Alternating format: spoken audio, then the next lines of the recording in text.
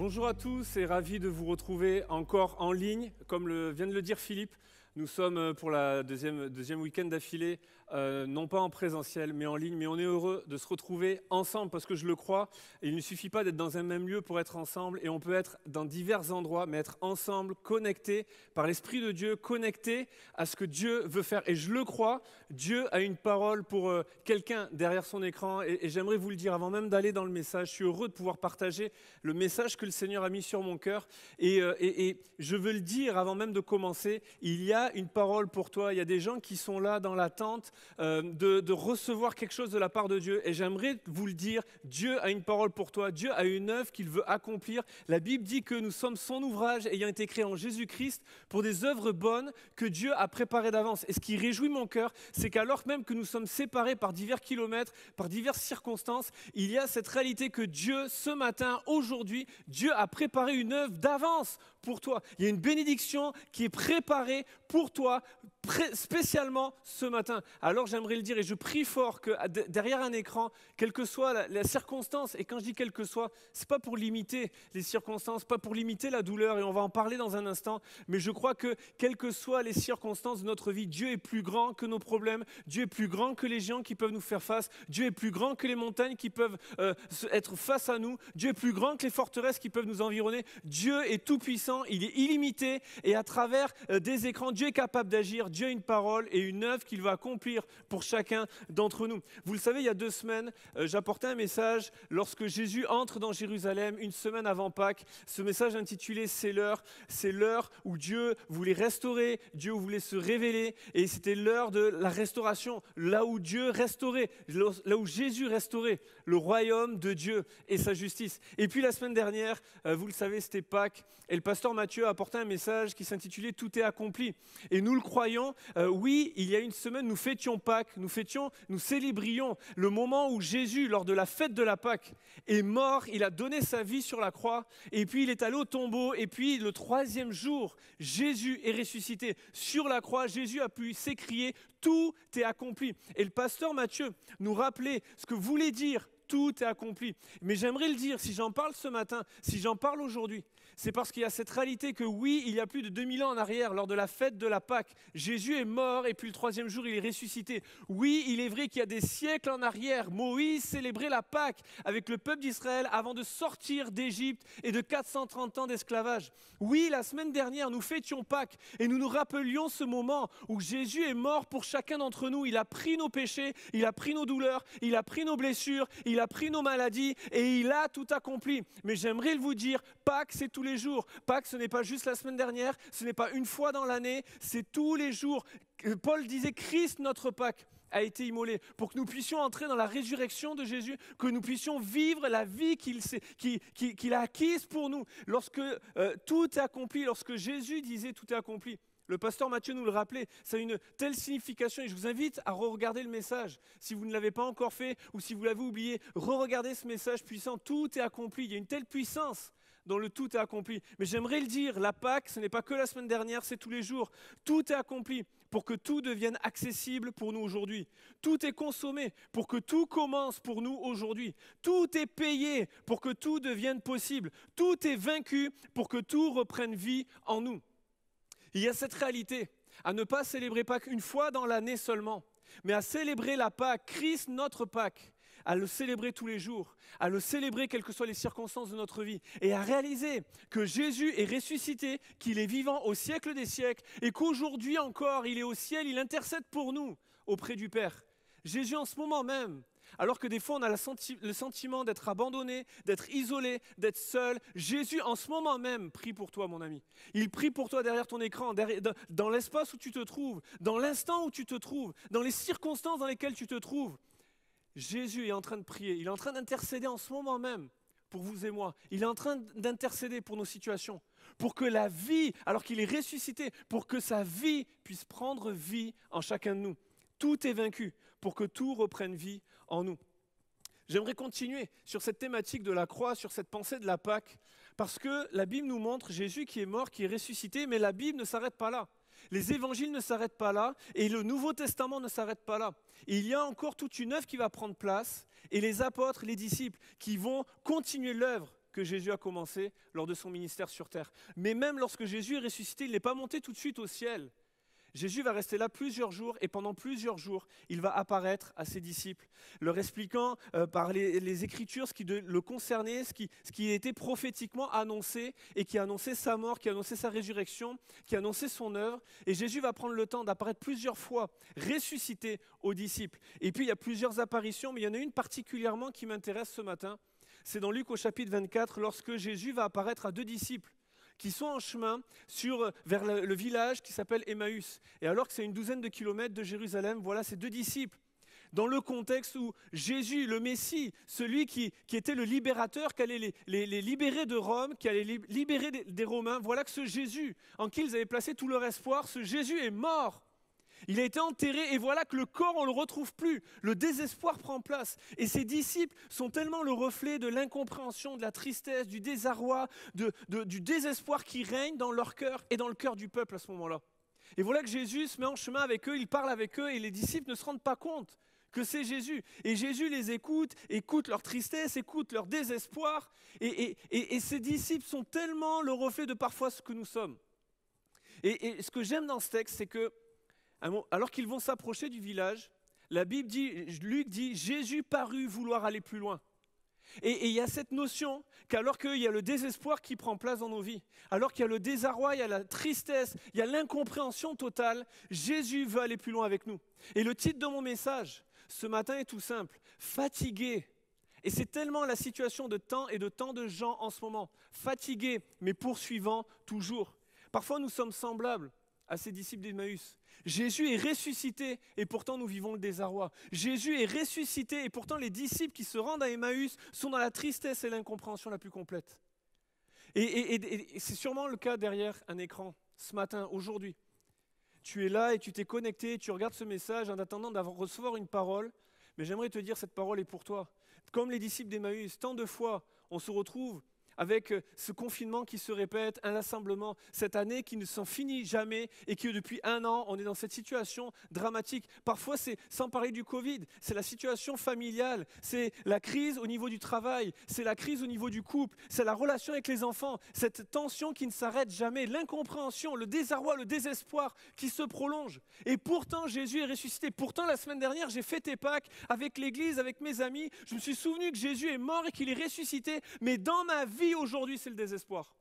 J'aimerais vous dire pour vous aujourd'hui, Jésus est bien ressuscité et oui, il y a des désespoirs et Jésus est notre espoir. Mais dans cette situation, comme les disciples d'Emmaüs, il y a cette possibilité. Jésus nous dit ce matin, Jésus vous dit, je veux aller plus loin avec toi. Tu es fatigué, mais tu peux poursuivre encore. C'est possible de continuer. Et j'aimerais apporter ce message pour des parents qui sont en proie au désespoir avec leurs enfants, avec les addictions de leurs enfants, avec les échecs de leurs enfants, avec les situations compliquées et les liens qui sont sur la vie de leurs enfants et des parents qui sont dépassés. J'aimerais vous dire, il y a un espoir pour vous ce matin. Il est possible de poursuivre encore la route. Il y a des parents qui se demandent comment ils vont remplir le frigo, comment ils vont finir la fin du mois. Et cette situation au travail qui n'en sort pas, mais c'est possible d'être fatigué, mais de poursuivre toujours. Il y a ce message plein d'espoir pour vous ce matin, de poursuivre encore la route. De fatiguer, oui, mais de poursuivre toujours. Fatigué, mais poursuivant toujours. Des gens qui sont là, qui avaient un projet qui semblait se profiler à l'horizon. Ce projet qui te tient à cœur depuis tant et tant d'années. Ce projet que tu mets en prière et pour lequel tu intercèdes depuis tant d'années et que tu places entre les mains de Dieu, pour lequel tu lui fais totalement confiance. Et alors que ça semblait toucher, là, ça se profilait, ça commençait, voilà que tout s'écroule et que tout semble partir pour des mois et des années encore à galérer et à travailler fort pour ça. J'aimerais vous dire, oui, fatigué, mais poursuivant toujours. J'aurais pu prendre l'exemple de Gédéon et les vaillants hommes. Ces hommes qui auraient dû se trouver à plus de 30 000 et puis qui se retrouvent, suite au choix de Dieu, à juste 300, à combattre l'ennemi madianite. Et la Bible nous dit dans le livre des Juges, ils étaient fatigués, mais poursuivant toujours. J'aurais pu parler de David, poursuivi par Saül, alors qu'il a reçu l'onction de Dieu, alors qu'il est l'homme selon le cœur de Dieu. Il a chassé Goliath, il a acquis des victoires pour le peuple d'Israël. Voilà qu'il est l'élu promis par Dieu, mais poursuivi par Saül, par la haine et la jalousie de Saül. Et cet homme qui va de grotte en grotte se cacher, poursuivi, fatigué très certainement, mais poursuivant toujours. Mais j'aimerais prendre l'exemple de l'apôtre Paul ce matin. Paul, cet exemple de cet homme qui poursuit, malgré l'opposition, malgré le découragement qui guette. Dans 2 Corinthiens, vous savez, dans le Nouveau Testament, nous avons 2 lettres. Paul en a écrit d'autres aux Corinthiens, aux chrétiens de Corinthe, mais dans nos Bibles, nous en avons 2. Et dans la première, c'est vraiment le pasteur qui parle à son église, c'est le berger qui parle aux brebis, qui règle quelques problèmes de l'église, qui encourage l'église. Mais dans la 2e lettre de Paul aux Corinthiens, il y a vraiment, c'est plus le cœur du père spirituel qui s'adresse à ses enfants. Il y a un temps de cœur à cœur, il livre son cœur, il met, j'allais dire, ses tripes sur la table, il livre son cœur tout entier, il parle avec authenticité, avec sincérité, avec un cœur grand ouvert des situations qu'il rencontre. Et alors qu'il parle des épreuves, alors qu'il parle des difficultés qu'il rencontre, il dit « Nous ne perdons pas courage ». Il est fatigué, mais poursuivant toujours. 2 Corinthiens au chapitre 4, et vous pourrez lire tout le chapitre à la maison, mais je lis juste ce verset 8 et ce verset 9. « Nous sommes pressés, dit Paul, de toute manière, mais non réduits à l'extrémité. Nous sommes dans la détresse, mais non dans le désespoir.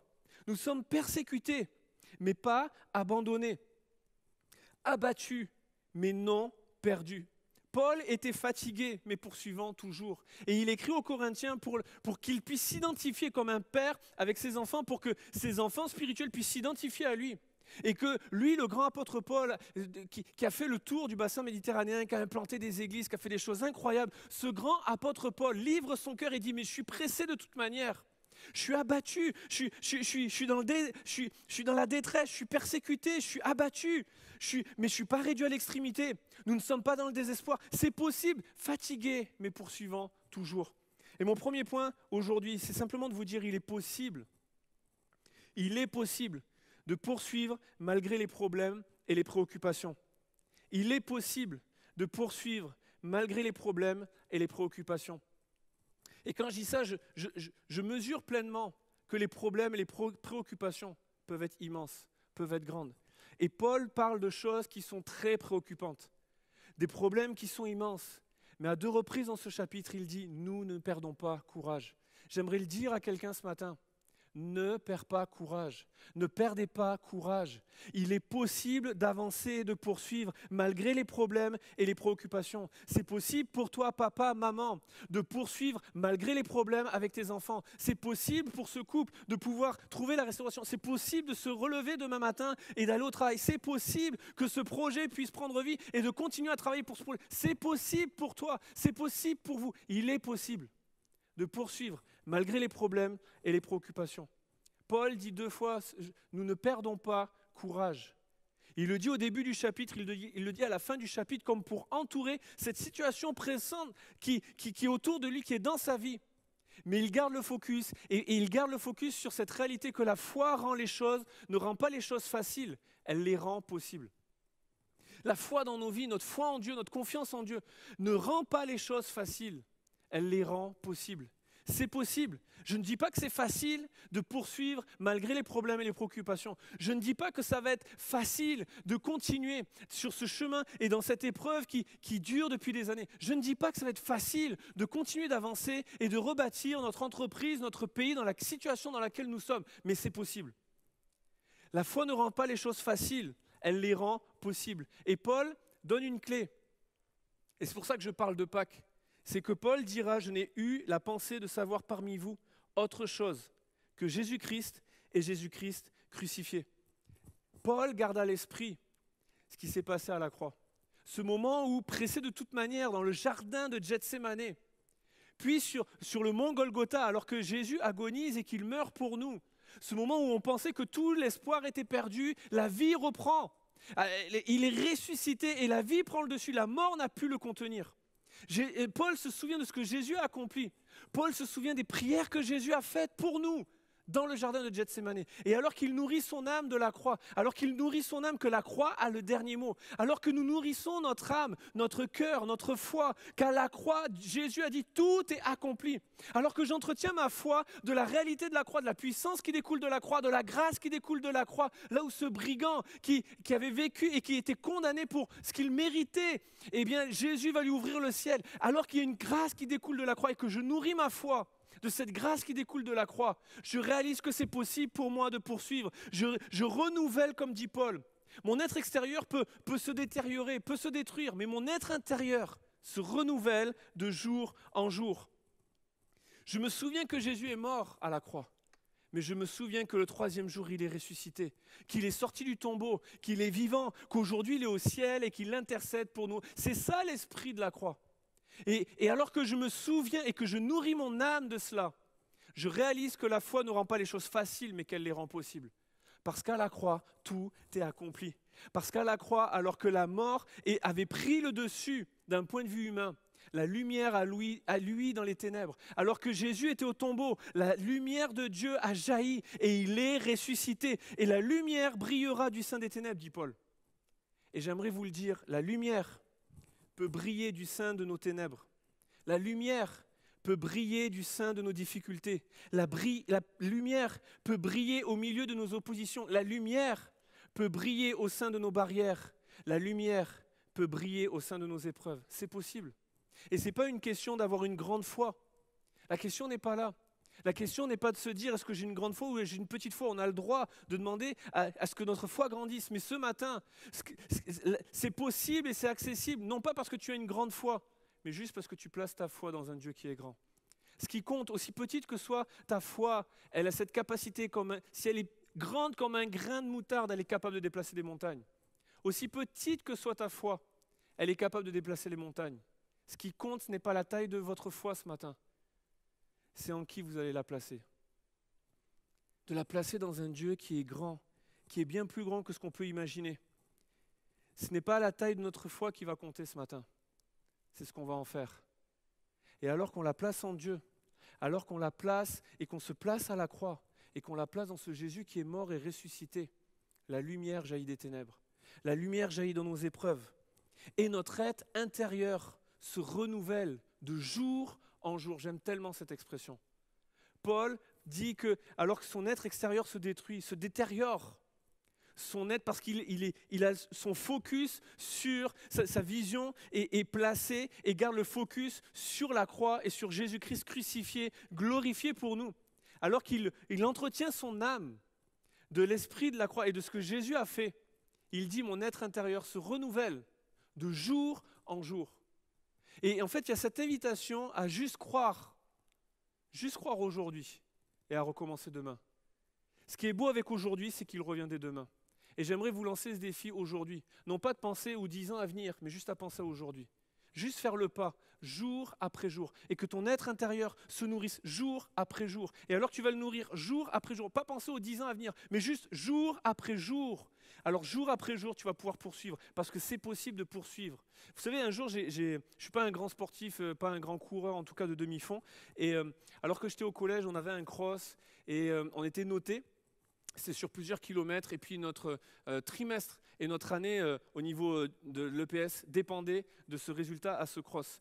Et alors qu'on s'est engagé dans ce cross qui était chronométré, qui était noté, j'avais un ongle incarné. Et alors que je commence le premier kilomètre, je sens dans ma chaussure, le pied droit, je sens que l'ongle, il est en train de partir. Je sens que, peut-être vous allez regarder ça à 9h du matin avec chocolatine, croissant et café, et ce ne sera peut-être pas le plus agréable et le plus appétissant ce que je vais raconter, mais c'est juste pour vous encourager, vous dire que c'est possible, et de penser de jour après jour. Alors qu'on faisait ce cross, je sentais mon ongle qui commençait à partir, et alors qu'il commençait à partir, je sentais la douleur qui commençait, c'est comme si je sentais le sang qui coulait sur mon pied, et puis je me dis, punaise, je ne peux pas m'arrêter, je ne peux pas abandonner, ça ne va pas le faire, il faut que je continue. Et là, vous savez, il y a tout l'orgueil de gars, de voir des filles te dépasser, d'entendre le prof qui te dit « t'es nul, vas-y, tu n'y arriveras pas ». Et puis j'entendais tout ça et moi je me disais « mais comment je vais terminer ?» Et vous savez ce que j'ai fait ? Je me suis conditionné en me disant de toute manière, peu importe le nombre de kilomètres, aujourd'hui, là, à ce moment-là, je ne regarde pas la ligne d'arrivée, je regarde juste au prochain pas, prochaine foulée. Et je me suis motivé en me disant encore un, encore un, encore un, encore un, jusqu'à ce que j'arrive à la ligne d'arrivée.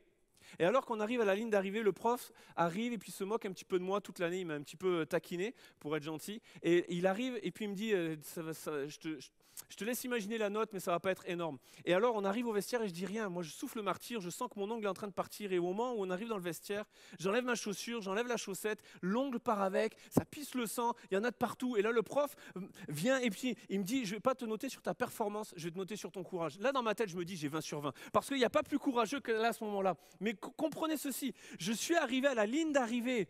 Et j'ai accompli le cross juste parce que je l'ai fait pas après pas. J'aimerais vous dire, notre vie chrétienne, notre marche chrétienne, nous persévérerons jusqu'à la fin si nous le faisons jour après jour. Si jour après jour, je renouvelle ma foi, je ravive ma foi de l'esprit de la croix. Et là, si je le fais, mon être intérieur se renouvelle de jour en jour. Et comme Paul, je suis capable de dire, je suis pressé de toute manière, mais non réduit à l'extrémité. Parce que je le fais juste aujourd'hui et je recommence demain.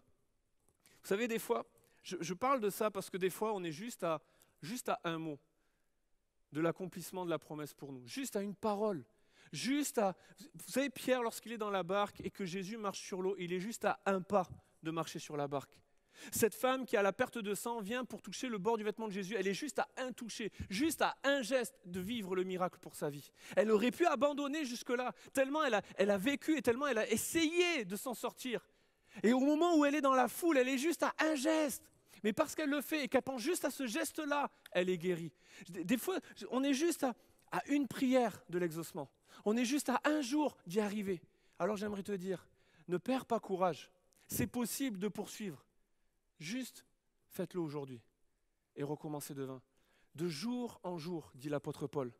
Et parfois, ce n'est pas nécessairement les circonstances qui nous empêchent d'y croire, qui nous empêchent de le faire. C'est nos conceptions. On essaye humainement de comprendre ce que Dieu fait. Sauf que ce que Dieu fait, c'est divin. Et on essaye de le comprendre avec notre dimension humaine. Et notre incompréhension, c'est ce qui se passait avec les disciples d'Emmaüs. Ils essayaient de raisonner humainement et de comprendre ce que Jésus était en train de faire et d'accomplir. Et il y a cette incompréhension qui est là entre ce que Dieu fait et ce que nous comprenons de ce que Dieu fait. Alors j'aimerais vous le dire et nous le déclarer. La puissance de Dieu s'accomplit dans nos faiblesses. Il y a 2 semaines, dans mon message, je parlais que dans le royaume de Dieu, tout est renversé. La vie commence par la mort. Et la puissance de Dieu, c'est un des principes, s'accomplit dans nos faiblesses. Toujours dans ce chapitre, le verset 7, Paul dit, nous portons ce trésor, la puissance de Dieu, nous portons ce trésor dans des vases faits d'argile. Dans le verset 12, verset 14, il parle de cette dualité qui subsiste entre la mort et la vie qui agissent en nous, entre la puissance du trésor et la fragilité de notre être. Et il y a cette lutte qui est là. Et parfois, le fait est que nos ténèbres ont laissé place à des traumatismes. Les difficultés sont devenues des douleurs et des déchirures. Les oppositions se sont transformées en offenses. Les barrières ont conduit à des blessures et des brisements. Les épreuves ont fini en échec. Et Paul vit ces moments-là, tout comme nous, tout comme vous et moi. Et des fois, il y a ce cheminement qui prend place. C'était juste des ténèbres, mais ça a duré tellement longtemps que maintenant, ce sont des traumatismes. Il y avait juste une difficulté, mais maintenant, c'est devenu une déchirure dans ma vie. C'est devenu une douleur qui sans cesse me ramène à ces choses. C'était juste une opposition et ça a fini en offense. Et maintenant, j'ai du mal à pardonner parce que je me sens offensé. Les barrières ont conduit à des blessures et des brisements. C'était juste des barrières, mais parce que ça m'a empêché d'avancer, ça m'a empêché de saisir le miracle de Dieu pour moi, ou l'œuvre de Dieu pour moi, ou les plans préparés d'avance. Me voilà brisé, me voilà blessé. Les épreuves ont fini en échec. Plus que jamais, ce que j'aime dans cette lettre de Paul, dans ce chapitre et dans les chapitres qui suivent, c'est que Paul fait preuve de vérité et d'authenticité. On a vite fait de faire de l'apôtre Paul ce grand apôtre, et puis il était de faire des choses incroyables, et puis les voyages missionnaires, et les églises qu'il a implantées, les lettres qu'il a écrites, et puis la doctrine qu'il a posée, et en rien je veux minimiser toutes ces choses. Mais lorsque Paul va se convertir, lorsque Saul de Tarse, avant même qu'il devienne l'apôtre Paul, lorsque Saul de Tarse, le persécuteur des chrétiens, se convertit, acte 9, Dieu va utiliser un homme, Ananias, pour aller le chercher, pour aller prier pour Saul de Tarse, pour qu'il soit guéri, qu'il retrouve la vue. Et l'Esprit de Dieu va dire à Ananias, cet homme est un instrument. Et lorsqu'on lit ce texte, un instrument que j'ai choisi pour porter mon nom devant les nations. Quelle grandeur dans la mission! Porter le nom de Jésus devant les nations, s'il vous plaît. Un instrument, moi je me dis, mais quel instrument! Mais le terme que l'Esprit de Dieu utilise, c'est un simple vase. Cet homme est un vase. Simplement un vase. Et cette différence entre la grandeur de la mission, porter mon nom devant les nations, et la fragilité du missionnaire. La grandeur et la puissance de la vision, et puis la fragilité du vase. Et il y a cette dualité qui prend place des fois dans nos vies. Et Paul en parle, Paul l'exprime, mais nous devons être conscients que c'est totalement humain, que c'est totalement normal. Mais même c'est divin, la puissance de Dieu s'accomplit dans nos faiblesses. Le contraste entre la grandeur de la mission et la fragilité du missionnaire. Et puis des fois, il y a les blessures, il y a les brisements qui sont là. Mais j'aimerais nous le dire, et je vais bientôt terminer mon message, c'est que nos blessures ont pour but d'être une brèche pour que sa lumière puisse briller. Je le redis, les blessures qui sont là dans nos vies, nos blessures, ont pour but d'être une brèche pour que sa lumière puisse briller. Un jour, j'étais à un rassemblement d'équipiers quartier libre, et puis un des responsables quartier libre donnait cette image, il parlait des vases qui sont brisés, des vases qui sont fêlés, puis il disait « Dieu aime les fêlés ». Dieu aime les vases fêlés, Dieu aime les fêlés parce qu'ils peuvent laisser échapper la lumière. Et c'est vrai, je crois que Dieu, à travers nos blessures et nos brisements, à travers nos faiblesses, sa puissance peut s'accomplir. Paul va dire dans les chapitres qui suivent, il va parler de son écharpe dans la chair, et aujourd'hui mon propos n'est pas de savoir de quoi il parle concrètement, est-ce que c'est spirituel, est-ce que c'est physique, etc. Mais de ce que Paul va dire, il va entendre cette parole de la part de Dieu, ma grâce te suffit car ma puissance s'accomplit dans la faiblesse. Et Paul, du coup, va dire, lorsqu'il va comprendre ça, il va dire, je me glorifierai donc bien plus volontiers de mes faiblesses. Je ne connais pas un homme sur terre qui se glorifie de ses faiblesses. On se glorifie de nos forces. Sur Insta, on met nos forces, on met nos belles photos, on met les beaux filtres. On ne met pas nos faiblesses, on ne se met pas sans filtre. Bref, et Paul dit, je me glorifie bien plus volontiers de mes faiblesses. Parce que la puissance de Dieu s'accomplit dans la faiblesse. Je me glorifierai de mes faiblesses afin que la puissance de Christ repose sur moi. C'est pourquoi je me plais dans les faiblesses, dans les outrages, dans les calamités, dans les persécutions, dans les détresses, pour Christ, bien sûr. Car quand je suis faible, c'est alors que je suis fort. La puissance de Dieu veut s'accomplir. Nos blessures ont pour but d'être une brèche. Nos vases blessés, nos vases brisés. Nos brisements ont pour but d'être une brèche qui laisse briller sa lumière à travers nos vies. Pour nous et pour ceux qui sont en dehors. Il y a quelque temps en arrière, j'ai expérimenté cette notion que c'est alors que je suis faible que je suis fort. J'ai le vertige et je décide de braver ce vertige, et je me suis lancé un défi avec un ami, Edwin, qui se reconnaîtra, de faire de l'escalade. Alors c'était un vrai défi, et la première chose que c'était intéressant, sûrement que ça pourrait même être dans un autre message, vous en entendrez. J'ai vécu tellement de choses incroyables dans cette simple journée que vous allez m'entendre en parler souvent. Mais la première chose qu'il m'a appris, avant d'apprendre à monter, il m'a appris à descendre. Tout un concept. Et alors qu'on descendait, on était en descente en rappel, donc à plusieurs mètres en l'air. Et puis pour moi, juste déjà de me pencher à 1 mètre du vide, j'avais peur, j'étais terrorisé. Et là, il me met au bord et puis il me dit, vas-y, descends et fais-moi confiance. Et là, on a une corde, bien sûr, hein, on assure toute la sécurité. Et moi, je ne sais pas pourquoi, mais je m'accroche à cette corde et je commence à forcer, à saisir la corde de toutes mes forces et à me mettre en arrière. Et là, il se met à rire et il me dit, tu sais, ça ne sert à rien ce que tu fais. Je lui dis, ben si je lâche, je tends. Il me fait, non, tes bras, ils ne tiennent rien du tout. C'est moi qui te tiens. C'est moi ta sécurité. Et moi, dans ma tête, je regarde mon biceps gauche, je regarde son jumeau à droite et je me dis, non, c'est moi qui me tiens, c'est moi qui suis fort. Et là, à un moment donné, il laisse un peu échapper la corde et je vois qu'en fait, oui, je tiens la corde, mais je ne me tiens pas. Et il me dit, il faut que tu lâches la corde pour que tu me fasses confiance.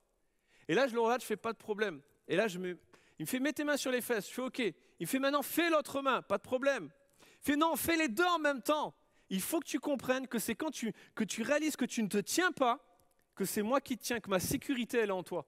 Et j'ai dû apprendre cela pour descendre, pour remonter. Et puis j'ai réussi ce défi-là, et puis je le reprendrai parce qu'il faut que j'apprenne encore. Mais c'est pareil au niveau spirituel. Ta sécurité, ce n'est pas toi. Tu ne tiens pas ta vie dans tes mains. C'est Dieu qui tient nos vies dans ses mains. Notre sécurité, notre refuge, notre espoir, notre espérance est en lui. Et c'est parce que tu déclares « je suis faible » que tu deviens fort. Parce qu'alors tu laisses, tu t'abandonnes, tu lâches prise. Et tu t'abandonnes entre les mains de Dieu. J'ai invité les musiciens à revenir sur scène. Mais lorsque nous comprenons ce processus, alors nous devenons capables de dire comme Paul, que nos légères afflictions du moment présent, c'est tellement fort ce qu'il dit. Nos légères afflictions, on les a lues, ces légères afflictions. Nos légères afflictions, pressés de toute manière, dans la détresse, persécutés, abattus, nos légères afflictions du moment produisent pour nous, au-delà de toute mesure, un poids éternel de gloire. Parce que nous regardons non point aux choses visibles, mais à celles qui sont invisibles. Car les choses visibles sont passagères, les invisibles sont éternelles. J'aimerais vous le dire, ne regarde pas aux choses visibles. Ne regarde pas aux ténèbres, ne regarde pas aux difficultés, ne regarde pas aux traumatismes ou aux douleurs, ne regarde pas aux oppositions ou aux offenses, ne regarde pas aux barrières ou aux blessures et brisements, ne regarde pas aux épreuves ou aux échecs, regarde aux choses invisibles. Parce que les choses visibles, j'aimerais vous le dire, les blessures sont passagères, les échecs sont passagers, les traumatismes sont passagers, les douleurs et les déchirures sont passagères. Il y a quelque chose d'invisible, la lumière de Dieu qui peut briller dans nos ténèbres. Les brisements que Jésus peut restaurer. En fait, j'aimerais vous le dire, on ne peut voir le trésor, un trésor dans des vases faits d'argile. Je ne peux voir ce trésor que lorsque j'accepte la fragilité qui permet de laisser passer la puissance et la lumière de Dieu. En fait, j'aimerais vous inviter à un processus. Les ténèbres ont conduit à des traumatismes. Et vous inviter ce matin à laisser ces traumatismes entre les mains de Dieu, à ne plus regarder ces choses visibles, mais à croire en la transformation qui va laisser place à un témoignage pour que d'autres personnes sortent de leur traumatisme, goûtent à la transformation de Dieu et deviennent un témoignage. J'aimerais vous le dire, nos barrières qui sont devenues des brisements et des blessures, de les regarder comme une brèche dans nos vies, oui, mais qui laisse passer, briller sa lumière, afin de devenir une bénédiction pour ceux qui nous entourent. En fait, j'aimerais l'illustrer avec un art japonais, un principe tout simple. Ça s'appelle le kintsugi, peut-être je ne le dis pas bien, mais c'est un art japonais. Il y a quelques temps en arrière, le mardi matin, on a nos temps de dévotion avec tous ceux qui travaillent au bureau, l'équipe pastorale, tous ceux qui servent dans les bureaux en semaine à l'église. Et puis bon, quand on peut le faire bien sûr en présentiel. Et il y a quelques semaines en arrière, Magali nous a apporté une pensée, nous a apporté cette illustration-là que j'aimerais reprendre. Le kintsugi est un art japonais qui consiste à réparer un objet cassé en soulignant ses cicatrices de poudre d'or au lieu de les cacher. Réparer, consolider, embelli, il porte fièrement ses blessures et il devient paradoxalement d'autant plus précieux qu'il a été brisé. Nous sommes parfois blessés, nous sommes parfois brisés, mais nous portons ce trésor dans des vases faits d'argile. Notre fragilité, notre faiblesse, qui permet à la puissance de Dieu de s'accomplir. Nos brisements qui deviennent une brèche, qui laissent briller la lumière de Dieu pour être une bénédiction pour ceux qui nous entourent. J'aimerais que là où vous êtes, là où on est, on puisse simplement réaliser qu'il y a un appel pour nous aujourd'hui, à déclarer que la puissance de Dieu s'accomplit dans nos faiblesses. C'est alors que je suis faible que je suis fort. Et je me glorifierai, je me plairai dans mes faiblesses, dans les calamités, dans les détresses, dans les choses que je vis et que je subis pour Christ, comme dit Paul, parce que c'est alors que je suis faible que je deviens fort. De lâcher prise ce matin, de ne plus regarder aux ruines présentes et visibles de ma vie, mais à déclarer sur ces ruines que les ruines reprennent vie. Dans un instant avec l'équipe de louange, on va le déclarer, on va déclarer ce chant, on va le déclarer ces paroles comme une prière. Que les ruines reprennent vie. Pour la beauté de ton nom, que les ruines reprennent vie. Et j'aimerais vous inviter, là où vous êtes, à commencer à le formuler. Dans un instant, vous allez avoir le lien qui va s'afficher dans les commentaires pour que vous puissiez cliquer sur ce lien et demander la prière avec Laetitia, avec des membres de l'équipe pastorale. On vous recontactera et on va prendre ce temps pour prier. Parce qu'en fait, ce moment n'est pas juste une prédication, c'est pas juste un moment auquel on assiste. Il y a cette réalité, il y a cet appel pour toi, mon ami, qui est un vase brisé, de pouvoir réaliser qu'aujourd'hui c'est possible, de goûter à la restauration. Que toi qui es un vase brisé, la lumière de Dieu peut jaillir au sein de tes ténèbres, peut briller à travers les brèches de ta vie afin de devenir une bénédiction pour toi et pour ceux qui t'entourent. Il y a cet appel pour tous ces vases qui ont été brisés par la vie puis restaurés, de réaliser la puissance de Dieu à faire connaître et à transmettre autour de nous. À porter fièrement nos blessures, là où la lumière de Dieu brille, à porter fièrement nos blessures afin que ce soit un témoignage à la gloire de Dieu. Alors j'aimerais vous inviter non seulement à prier avec l'équipe, à travers ce chant, à déclarer ces paroles. J'étais brisé, tout s'était effondré autour de moi, mais que les ruines reprennent vie ce matin. Mais plus encore, à le déclarer avec l'équipe, mais à vous inscrire sur ce lien, afin qu'on puisse prendre contact, je vais le redire tout à l'heure, mais à la fin de la célébration, afin qu'on puisse prendre un temps avec des membres de l'équipe pastorale pour prier en un à un avec vous. Déclarons-le avec l'équipe. Il y a cette réalité que les ruines reprennent vie. Déclarons-le avec eux. Tout peut-être s'est effondré dans ta vie. Peut-être que la tempête fait rage, mais Jésus est présent. La lumière peut briller ce matin dans ta vie. Quand la terre s'efface, Oh Seigneur Jésus. mon âme dans ta grâce prend son essor. La tempête fait rage, le feu est présent, l'ennemi fait rage. Mais c'est possible d'avancer, de poursuivre, juste aujourd'hui et de recommencer demain. Vers celui Juste un pas ce matin. qui ravive mon Que les ruines esprit. reprennent vie. Je regarde à la croix ce matin. où ma vie Regarde à la tu croix, sauvas. Afin que sa vie prenne Dans vie en toi. l'éclat de ta gloire. Déclarons-le et ensemble, ta que les ruines grâce. reprennent vie.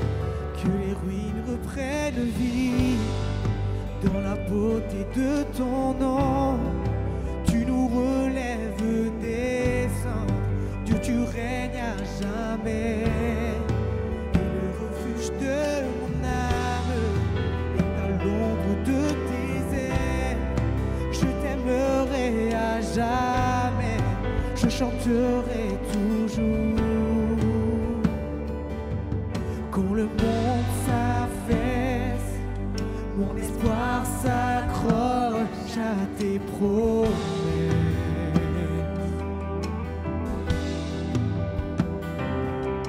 Quand mon courage cède, mon cœur puise sa force dans ta présence. Déclare ensemble, je marche dans le feu. Je marche dans le feu. Je relève les yeux vers celui qui ravive mon esprit. Je regarde à la croix où ma vie tu sauvas. Dans l'éclat de ta gloire et ta grâce, que les ruines reprennent vie. Dans la beauté de ton nom, tu nous relèves des cendres. Dieu, tu règnes à jamais. Et le refuge de mon âme est à l'ombre de tes ailes. Je chanterai à jamais, je chanterai. Que les ruines reprennent vie. Dans la beauté de ton nom, tu nous relèves des cendres. Dieu, tu règnes à jamais. Et le refuge de mon âme est à l'ombre de tes ailes. Je t'aimerai à jamais, je chanterai toujours.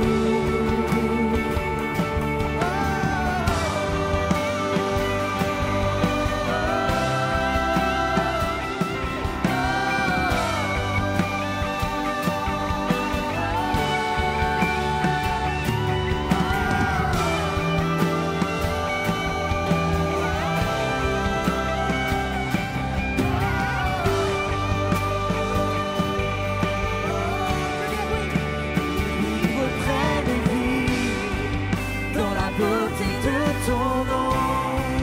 Tu nous relèves des cendres, que tu règnes à jamais. Et le refuge de mon âme est à l'ombre de tes ailes.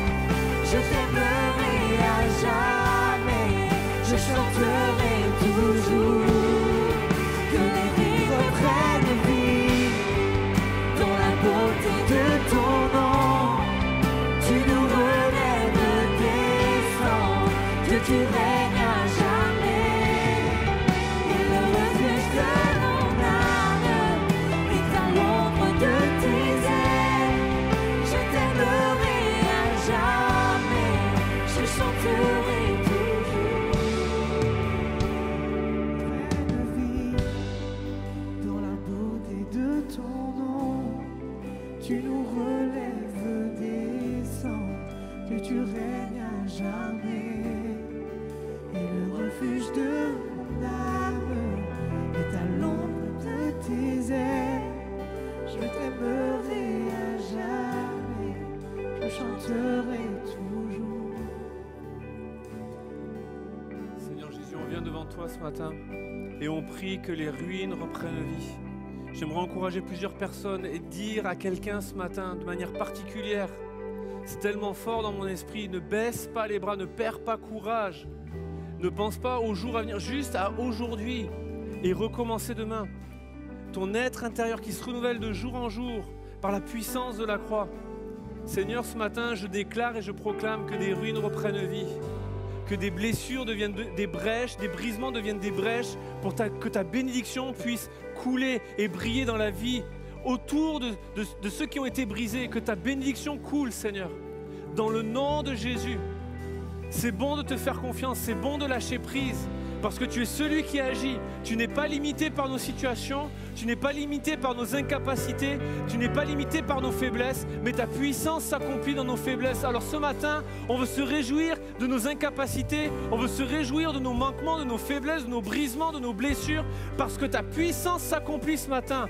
Alors que nous sommes faibles, nous devenons forts en toi. Que ton nom soit béni, Jésus. Que ton nom soit glorifié. Simplement, avant de conclure ce moment, oui, cette célébration va toucher à sa fin. Ce moment que nous vivons ensemble, en ligne, va toucher à sa fin. Mais l'action que Dieu a initiée, commencée, ne se termine pas. Pour toutes les personnes qui en ont besoin, suite à ce message, qui ont besoin plus que jamais de la prière, j'aimerais vous inviter à vous inscrire sur le lien qui s'est affiché dans les écrans. Moi-même, avec Laetitia, avec les membres de l'équipe pastorale, on va prendre du temps pour vous rappeler et prier pour chacun de vous. Vraiment, n'hésitez pas à le faire, on est là pour ça. Et parce qu'on croit que derrière un moment limité dans le temps, son action dure, son action se prolonge. Alors, j'aimerais vous inviter simplement à le faire. Et puis bien sûr, à persévérer, à le faire aujourd'hui, à recommencer demain, jour après jour. Fatigué, mais poursuivant toujours. Que le Seigneur vous bénisse, que le Seigneur vous bénisse dans cette journée, durant toute cette semaine. Et puis on se donne rendez-vous la semaine prochaine pour une nouvelle célébration et une parole que Dieu aura pour chacun. Que Dieu vous bénisse.